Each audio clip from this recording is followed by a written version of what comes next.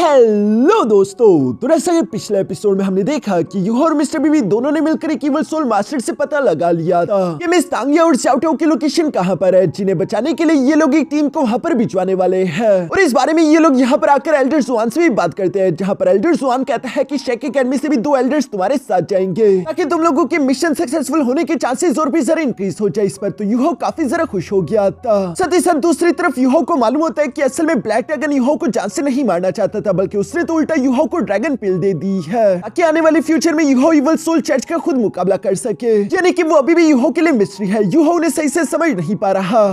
अब आगे तो नेक्स्ट एपिसोड की शुरुआत यहाँ पर बिल्कुल उसी सीन से शुरू होती है, जहाँ मिस्टर बीबी ने अपने दोस्तों को इस बारे में बता दिया था। सो सेंशी तो ये सुनकर काफी खुश हो जाता है। इस मिशन में एल्डर सोंग और एल्डर यान भी हमारे साथ जाएंगे। इस तरह से तो तांगिया को बचाने के चांसेस और भी जरा इंक्रीज हो गए। और ये लोग अभी इस बात को लेकर खुश हो ही रहते कि तभी अचानक वहाँ पर ब्रदर कीटो भी आ जाता है, जो कि कह रहा था कि इस बार मुझे भी तुम लोगों के साथ इस मिशन पर जाना है। काफी अरसा हो गया, मैं भी कुछ धमाकेदार करना चाहता हूँ। जिस पर मिस्टर बीबी उसे समझाते हुए कहता है कि ब्रदर कीटो, तुम तो अच्छे से जानते हो कि हमारे टांग सेट के पास कई सारे सोल गार्डन्स बनाने के ऑर्डर्स पेंडिंग में पड़े हुए हैं, जिन्हें अकेले मास्टर जीवन तो पूरा नहीं कर सकते। तुम काफी जरा काबिल हो और तुम एक अच्छे सोल गाइडेंस मास्टर भी हो, तो इसलिए अगर तुम यहाँ पर रुककर इंचार्ज रहते हो तो मुझे ज्यादा फिक्र नहीं होती और मैं काम आसानी के साथ कर सकता हूँ। बेशक इस बात से ब्रदर कीटो उदास तो हो रहा था, लेकिन वो जानता था कि मिस्टर बीबी बिल्कुल ठीक कह रहा है। तभी अचानक ब्रदर कीटो को यूहो याद आ गया था और वो मिस्टर बीबी से कहने लगा कि वैसे एक और इंसान भी है, क्योंकि जब से टांग सेट बना है तब से अपनी जिम्मेदारियों से लगातार भागता ही आ रहा है। पिछले 1 साल से लगातार वो कहीं न कहीं मिशन पर बाहर रहा। उसकी मैनेजमेंट एबिलिटीज भी कमाल की और साथ ही साथ वो एक बेहतरीन सोल गाइडेंस मास्टर भी है, तो उसे भी उसके काम मिलने चाहिए। यूहो भी तब तक यहाँ पर पहुंच चुका था, जो कि कीटो की ये सारी बातें सुनकर कहता है कि ब्रदर कीटो, मैंने ये नहीं सोचा था कि तुम मेरे पीठ पीछे मेरी पीठ में खंजर खोपोगे। लगता है कि तुम बिल्कुल नहीं चाहते कि मैं जरा भी एंजॉय करूं। तब तक यूहो यहाँ पर पहुंच चुका था। उसके बाकी के दोस्त भी उसे वहां पर देखकर खुश हो गए। ब्रदर कीटो कहता है कि भला मैंने क्या ही गलत बोला है, जिस पर मिस्टर बीबी भी एग्री करते हुए कहता है कि हाँ, अगर सोचा जाए तो कीटो बिल्कुल सही कह रहा है। यूहो के पास भी देने के लिए कोई जवाब नहीं बचा था। मिस्टर बीबी कहता है कि वैसे भी तुम सन मून एम्पायर की टारगेट लिस्ट में हो,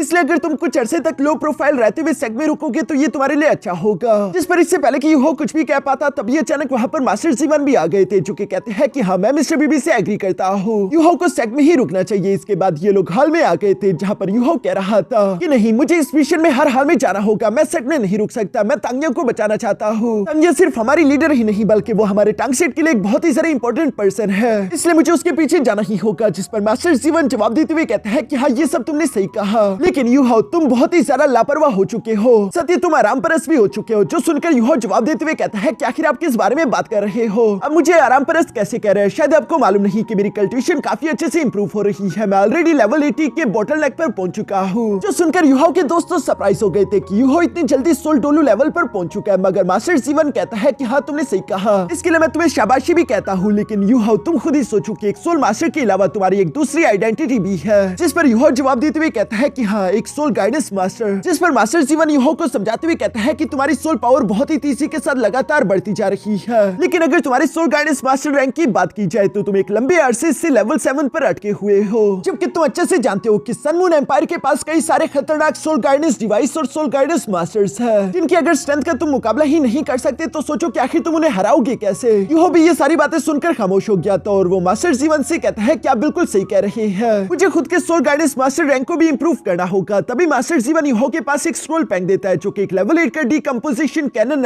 था, जिससे सिर्फ एक लेवल 8 का सोल गाइडेंस मास्टर ही बना सकता है। मास्टर जीवन यूहो से कहने लगा कि अगर 3 दिन के अंदर तुमने इस लेवल 8 के डीकंपोजिशन कैनन को बना दिया, तभी यूहो मैं तुम्हें इस मिशन में जाने दूंगा, वरना तुम इस मिशन में नहीं जा सकते। मास्टर जीवन की ये बातें सुनकर यूहो ने भी इस चैलेंज को एक्सेप्ट कर लिया था और वो फिर से सोल गाइडेंस लेबोरेटरी चला जाता है, जहाँ पर यूहो लेवल 8 के डीकंपोजिशन कैनन के मैप को अच्छे से देख रहा था। बाहर की तरफ से हम देखते हैं कि ज़ू सेंशी, ज़्याओज़े और ब्रदर कीटो भी चुपके से यूहो को देख रहे थे, जहाँ पर कीटो अपने दोस्तों को बताता है कि ये लेवल 8 का डीकंपोजिशन कैनन इसकी एक बहुत ही सारा खतरनाक अरे होती है, जिसे सबसे पावरफुल डिस्ट्रक्टिव अरे भी कहा जाता है, क्योंकि ये किसी भी मैटर को चकनाचूर कर सकती है। सोल गाइडेंस डिवाइसेस में इसे सबसे ज्यादा strongest single target attack sole guidance device माना जाता है। ये डीकंपोजिशन कैनन लेवल 6 से शुरू होकर लेवल 9 तक जाता है, लेकिन इसे बनाना सबसे ज्यादा डिफिकल्ट काम है। सेओ ये सुनकर परेशान होते हुए कहती है, तो इसका मतलब यूहो इसे कंप्लीट नहीं कर सकता, जिस पर किटो जवाब देते हुए कहता है कि मैं वो तो नहीं जानता, लेकिन हाँ मैं इतना जरूर जानता हूँ कि मास्टर जीवन जो कि खुद एक लेवल 9 के सोल गाइडेंस मास्टर है, उनके लिए भी इस लेवल 8 की डीकंपोजिशन कैनन को बनाना काफी डिफिकल्ट काम होगा। यहाँ पे जब वो ये सारी बातें कर ही रहा था, तभी अचानक हम देखते हैं कि पीछे की तरफ से मास्टर जीवन भी वहां पर पहुंच गया, क्योंकि इन लोगों से कहता है कि मैं जानता हूँ कि ये मेरा एक सेल्फिश मोटिव है कि यूहो को मैंने यहाँ पर रोक कर रखा, लेकिन इसके पीछे भी एक रीजन है, और वो यही है कि यूहो जो मिस टेंक्यू के साथ मिलकर ड्रैगन सिटी से आइस गॉड क्रिस्टल लेकर आया था, वो आसानी के साथ एक टॉप टायर का रेयर मेटल है, या फिर वो उससे भी ज्यादा कीमती हो सकता है, जिससे लेवल 8 के और लेवल 9 के सोल गाइडेंस डिवाइसेस को बनाया जा सकता है। इवन कि अगर फ्यूचर में इसका अच्छे से इस्तेमाल किया जाए तो इसकी मदद से एक लेवल 10 का सोल गाइडेंस डिवाइस भी बनाया जा सकेगा। तो सुनकर तो ये तीनों ही शॉक हो गए थे, इन्हें मालूम नहीं था कि आइस गॉड क्रिस्टल इतने सारा कीमती है। फिर साथ ही साथ मास्टर जीवन बताता है, चूंकि मेरी कल्टीवेशन कम है और साथ ही साथ मेरे पास एक्सट्रीम आइस एट्रीब्यूशन नहीं है, इसलिए मैं इन आइस गॉड क्रिस्टल्स को रिफाइन करके कुछ भी फोर्ज नहीं कर सकता। मगर दूसरी तरफ चूंकि यूहो के पास उसकी अल्टीमेट आइस है, तो मुझे लगता है कि वो ये कर सकता है, वो इसकी मदद से एक डिवाइन वेपन बना सकता है, और वैसे भी यूहो के लिए लेवल ब्रेक थ्रू करना काफी सारा इंपॉर्टेंट है। सेओ यहाँ पर अपने मन में कहने लगी, तो इसका मतलब कि मास्टर जीवन असल में यूहो के फायदे के बारे में सोच रहे थे, वो यूहो को पनिशमेंट नहीं दे रहे बल्कि उल्टा वो उसका फायदा कर रही है। दूसरी तरफ हम देखते हैं कि मास्टर जीवन भी अपने मन में कह रहा था कि यूहो मेरा टैलेंट लिमिटेड है, मैं एक लेवल 9 का सोल गाइडेंस मास्टर ही बन पाया, लेकिन तुम में काफी सारा पोटेंशियल है, मुझे पूरे यकीन है कि एक दिन तुम यकीनन लेवल 10 सोल गाइडेंस मास्टर जरूर बनोगे। इसके बाद हम देखते हैं कि अगले 3 दिन तक ये सब लोग अपने काम कर रहे थे, पूरे 3 दिन गुजरने वाले हैं और अभी तक यूहो अपने कमरे से बाहर नहीं आया था। मिस्टर बीबी परेशान होते हुए कहता है कि 3 दिन होने वाले हैं, यूहो अभी तक अपने सोल गाइडेंस डिवाइस को कंप्लीट नहीं कर पाया, लगता है कि हमें उसके बगैर इस मिशन पर जाना होगा। अभी वो ये सब कह ही रहा था कि तभी अचानक सोल गाइडेंस लेबोरेटरी के अंदर से कुछ एनर्जी अनलीश होती है, जिसे देखकर तो ये सब लोग काफी सारा खुश हो गए। कंसेट के सारे डिसाइपल्स यूहो की कारकर्दगी देखने के लिए फौरन से लेबोरेटरी के गेट के बाहर आकर इकट्ठा हो गए। मास्टर जीवन भी दरवाजे को थोड़ा सा खोलकर यहाँ यूहो को देख रहे थे, और वो महसूस करते कि यूहो की बॉडी से काफी टेरिफाइंग एनर्जी अनलीश हो रही है, ऐसी खतरनाक एनर्जी जैसे कि कोई पिरामिडियल बीस्ट अवेकन होने वाला हो। ब्रदर सुसेंशी भी यहाँ पर यूहो की इस टेरिफाइंग एनर्जी को महसूस करते हुए कहता है कि अगर मैंने यूहो के साथ इतना अरसा ना गुजारा होता तो मैं भी यकीनन उससे इंसान के बजाय एक फियर्स बीस्ट समझने की गलती कर लेता, क्योंकि ऐसी टेरिफाइंग एनर्जी तो सिर्फ एक फियर्स बीस्ट की हो सकती है। यहाँ पर हम देखते हैं कि मास्टर जीवन की नजर यूहो की बॉडी के अंदर मौजूद सोल कोर पर भी पड़ गई थी, जिसे देखकर वो शौक होते हुए हैरानगी के साथ कहता है कि मुझे यकीन नहीं आता यूहो ने इतनी कम उम्र में अपना सोल कोर भी जनरेट कर लिया है। ये वाकई में हैरानगी वाली बात थी। दूसरी तरफ हम देखते हैं कि यूहो असल में ये सारी की सारी एनर्जी उस सोल गाइडेंस डिवाइस को बनाने के लिए इकट्ठा कर रहा था, जिसे वो यहाँ पर एक रेड मेटल के अंदर इंजेक्ट करते उसे गर्म करके फौरन हथौड़े से मारना शुरू कर देता है, ताकि वो उसे शेप दे सके। इस रेड मेटल को यूहो अपने हथौड़े से पीटते हुए डीकंपोजिशन कैनन के आउटर शेल वाला फॉर्म दे रहा है। यूहो ने इसी तरह करते करते कई सारे मेटल्स का इस्तेमाल करते हुए यहाँ पर डीकंपोजिशन कैनन के सारे आउटर शेल पार्ट्स को कंप्लीट कर दिया था। अब अंदर के क्रिस्टल और कोर फॉर्मेशंस की बारी थी, जिसके लिए यूहो अपने पास से आइस कोर क्रिस्टल को बाहर निकाल लेता है। मास्टर जीवन भी ये पार्ट देखने के लिए काफी सारा एक्साइटेड थे। तभी हम देखते हैं कि यूहो ने यहाँ पर अपनी एक्सट्रीम आइस एट्रीब्यूशन वाली पावर्स अवेकन करना शुरू कर दी थी, जिसकी वजह से पूरी सोल गाइडेंस लेबोरेटरी में चारों तरफ एक्सट्रीम आइस फैल जाती है। साथ ही साथ यूहो अपने आइस कोर क्रिस्टल को स्कैन भी कर रहा था, जिससे वो अपने डार्क गोल्डन कलर का इस्तेमाल करते हुए 4 टुकड़ों में काट देता है, जिनमें से एक टुकड़े को उठाकर यूहो ने डीकंपोजिशन कैनन के अंदर के एक पार्ट को बनाना शुरू कर दिया था। यहाँ पर मास्टर जीवन ये सब देखते हुए कह रहा है कि मुझे यकीन नहीं आता यूहो इस वक्त जिस आइस गॉड क्रिस्टल का इस्तेमाल कर रहा है वो सबसे ज्यादा प्रीमियम क्वालिटी का है, और ये चीज सिर्फ यूहो ही डिटेक्ट कर पाया। हम देखते हैं कि यूहो देखते ही देखते पहला एक पार्ट कंप्लीट कर चुका, जो सब मास्टर जीवन भी दूर से देख रहे हैं, और वो ये सब सीखने की कोशिश कर रहे थे, जो सब यहाँ पर मास्टर जीवन और बाकी के डिसाइपल्स भी देख रहे थे। और यहाँ यूहो को ये टेक्निक्स परफॉर्म करते हुए देखकर मास्टर जीवन को भी कई सारी नई चीजें सीखने को मिली।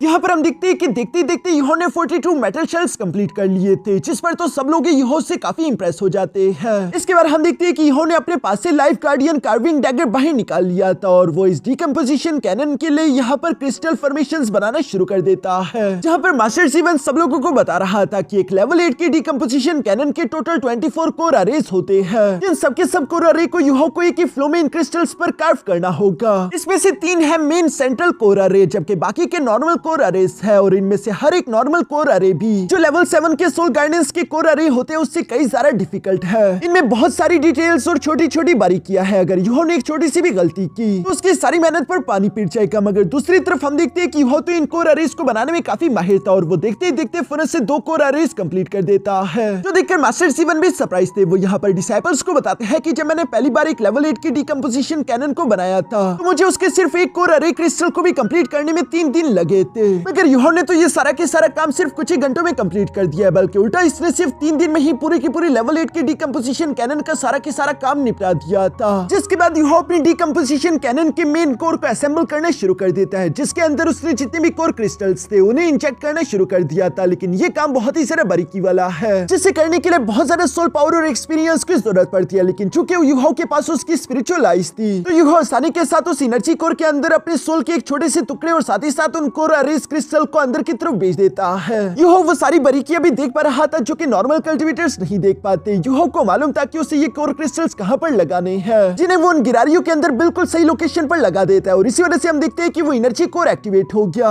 यानी यूहो का ऑलमोस्ट 80% काम कंप्लीट हो चुका है। मास्टर जीवन भी ये देखकर खुश होते हुए कहते हैं कि बस अब फाइनल स्टेप की बारी है, जिसमें यूहो को एक फाइनल सोल फॉर्मेशन कंप्लीट करनी होगी और इस फॉर्मेशन को कंप्लीट करने के लिए यूहो अपने आइस नीडल को बाहर निकाल लेता है। जिस आइस नीडल को बनाने के लिए यूहो आइस जेड स्कॉर्पियन एम्प्रेस की पावर का इस्तेमाल कर रहा था, यूहो ने यहाँ पर टोटल 18 इसी तरह के आइस नीडल क्रिएट कर दिए थे, जिन सबको एक अच्छे से रिदम और फ्लो के साथ कंट्रोल करते हुए यूहो यहाँ पर उस लास्ट फॉर्मेशन को कार्व करना शुरू कर चुका। जिस स्पेशल टेक्निक का इस्तेमाल करते हुए यूहो ने लास्ट फॉर्मेशन को भी कंप्लीट कर दिया था। यहाँ पर मास्टर जीवन इंप्रेस होते हुए कह रहा था कि आइस नीडल 18 कार्व टेक्निक, इस टेक्निक को देखकर तो मेरी सांसें ही रुक गई। मैंने ऐसी कमाल की चीज पहले कभी नहीं देखी। यूहो के टैलेंट का तो वाकई में जवाब नहीं। दूसरी तरफ हम देखते हैं कि यूहो ने चूंकि यहाँ पर इस डिकम्पोजिशन कैनन के सारे पार्ट्स को कंप्लीट कर दिया था, इसके सेंटर कोर को ही बनाना सबसे ज्यादा डिफिकल्ट काम है, जिसे कंप्लीट करने के बाद यूहो ऊंची आवाज में कहता है कि असेंबल, और यूहो की ये कहती हम देखते हैं कि वो एनर्जी कोर एक्टिवेट हो गया, जो कि बाकी के सारे डिकम्पोजिशन कैनन के जितने भी पार्ट्स थे उन्हें अपने साथ अटैच करने लगा। और यहाँ पर हमारी आंखों के सामने एक लेवल 8 की डिकम्पोजिशन कैनन बन जाती है, जिसकी काफी ज्यादा खतरनाक डिस्ट्रक्टिव अरे है। यूहो इस डिकम्पोजिशन कैनन के अरे का इस्तेमाल करते हुए किसी भी मैटर के अंदर के एटम्स तक को डिस्ट्रॉय कर सकता है, जिसकी वजह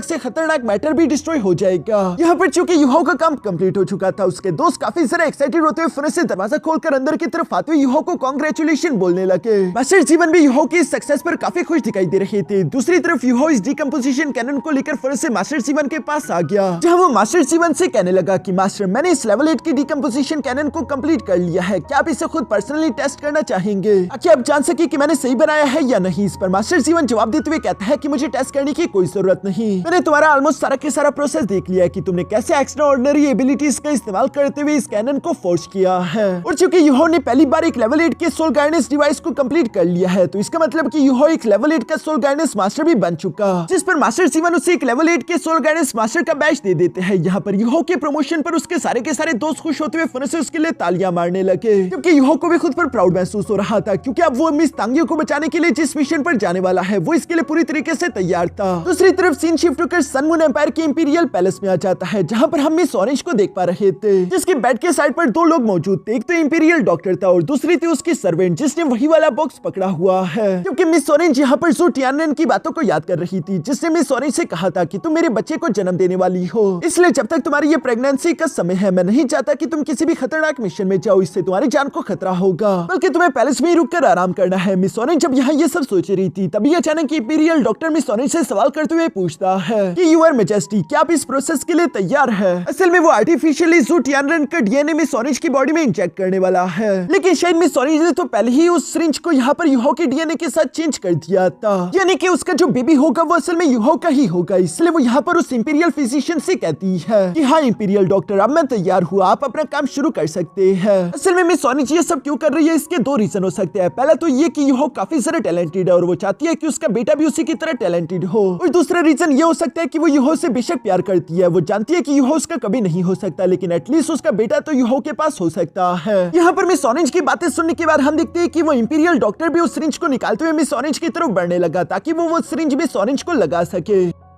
दूसरी तरफ सीन शिफ्ट होकर वापस से शेक एकेडमी में आ जाता है, जहाँ पर यूहो तो इन सारी बातों से अनजान था। हम देखते हैं कि यूहो और उसके सारे दोस्त मिस तांगिया को बचाने के लिए मिशन पर जाने के लिए पूरी तरीके से तैयार थे। साथ ही सर हम देखते हैं कि यूहो ने टांग सेट का यूनिफॉर्म भी पहना हुआ है, जहाँ पर ये 8 के 8 मेंबर पूरी तरीके से तैयार होकर यहाँ एल्डर सोंग और एल्डर यान के पास आकर फौरन से उन्हें ग्रीट करने लगे, क्योंकि ये दोनों भी इनके साथ इस मिशन पर जाएंगे। जहाँ पर एल्डर सोंग इनसे कहने लगी, तो इसका मतलब कि तुम सब लोग इस मिशन पर जाने के लिए पूरी तरीके से तैयार हो। जिस पर यूहो और उसके सारे दोस्त एक साथ ही जवाब देते हुए कहते हैं कि हाँ, हम पूरी तरीके से तैयार है। मिस सोंग ये सुनकर खुश होते हुए कहती है कि ये तो जबरदस्त हो गया, चलो फिर हम इस सफर को शुरू करते हैं। और इसी के साथ हम देखते हैं कि ये लोग शेक एकेडमी से यहाँ टियानहुन एम्पायर के बॉर्डर की तरफ रवाना हो गए, जहाँ ये लोग अपने सोल गाइडेंस विंग्स का इस्तेमाल करते उसी तरफ बढ़ रहे थे। रास्ते में ये लोग नीचे बैटलफील्ड में देखते हैं कि दूर दूर तक तबाही मची हुई है। यहाँ पर एल्डर यान इन सब से कहने लगा, इस वक्त हम लोग टियानलिंग सिटी की तरफ जा रहे हैं। टियानहुन एम्पायर ऑलरेडी अपनी बहुत सारी टेरिटरी सनमून एम्पायर के हाथों खो चुका है, जिस वजह से उन्हें भारी नुकसान हुआ, लेकिन अभी भी वो टियानलिंग सिटी के अंदर एक स्ट्रॉन्ग फॉर्मेशन बनाकर बैठे हुए हैं। इस टियानलिंग सिटी पर ही काबू करने की वजह से अभी तक टियानहुन एम्पायर पूरी तरीके से उनके हाथ से नहीं गया। असल में इस टियानलिंग सिटी में वो अकेले नहीं थे, बल्कि हेमली सोल एम्पायर, डोलू एम्पायर और स्टारलुवो एम्पायर, तीनों एम्पायर की आर्मीज यहाँ पर इकट्ठा हुई थी, जिनकी तादाद टोटल 5 लाख वॉरियर्स है। उसी की 50 मील दूरी पर सनमून एम्पायर की भी 3 लाख सोल्जर्स तैनात है। जिन दोनों आर्मीज के दरमियान यहाँ खतरनाक जंग चल रही है, लेकिन याद रखना हमारा काम नहीं इस जंग के बीच आना। हम लोगों का मिशन है बस मिस तांगिया को रेस्क्यू करके वहाँ से सही सलामत वापस लाना। इसलिए चाहे जो मर्जी हो जाए, बिला वजह इस बैटल के अंदर उलझने की कोशिश मत करना। यहाँ पर टीचर यान जब ये सब कह रहे थे, तो तभी अचानक हमें सामने की तरफ एक सिटी देखने को मिलती है, जिसे देखकर टीचर यान यहाँ पर इन सब लोगों से कहने लगा कि लो, हम पहुंच गए टियानलिंग सिटी, लैंड करने के लिए तैयार हो जाओ। और यहाँ पर इसी सीन के साथ हमारा ये एपिसोड यहीं पर खत्म हो जाता है।